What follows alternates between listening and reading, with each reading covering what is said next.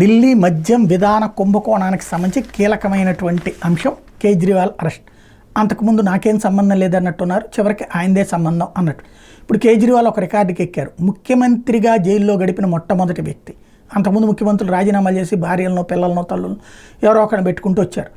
అలా కాకుండా తనకి తాను రాజీనామా చేయకుండా కూర్చుని రాజ్యాంగానికి ఒక పరీక్ష పెట్టాడు, ఆయనే పాస్ అయ్యాడు. అందులో భాగంగా ముఖ్యమంత్రి హోదాలోనే జైల్లో ఉన్నాడు ఆయన. ఇప్పుడు ఆయన ముఖ్యమంత్రి హోదాలో నుంచినే జైల్లో నుంచి బయటికి రాబోతున్నాడు.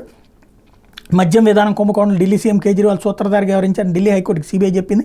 ఆయన జైలు నుంచి విడుదల చేస్తే సాక్షులను ప్రభావితం చేస్తాను, అందుకే ఆయనకు బెయిల్ ఇవ్వకూడదని వాదించింది.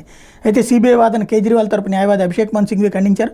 వాదనమైన ధర్మాసనం బెయిల్ పిటిషన్ మీద తీర్పును రిజర్వ్ చేసింది. మరోవైపు ఢిల్లీ మాజీ ముఖ్యమంత్రి మనీష్ సిసోడియా దాఖలు చేసిన బెయిల్ పిటిషన్ మీద ఆగస్టు 5న విచారణ జరపనున్నట్టు సుప్రీంకోర్టు పేర్కొంది. ఓవరాల్గా చూస్తే ఈ వారంలోనూ వచ్చే వారంలోనూ, ఎందుకంటే ఆల్రెడీ ఈడీ కేసులో బెయిల్ ఇచ్చేసింది, ప్రభావితం చేస్తారని నమ్మదు. ఎందుకంటే ఇంతకుముందే సీఎంగా ఉన్నారు, చాలా రోజులు ఉన్నారు కాబట్టి బెయిల్ రావచ్చు.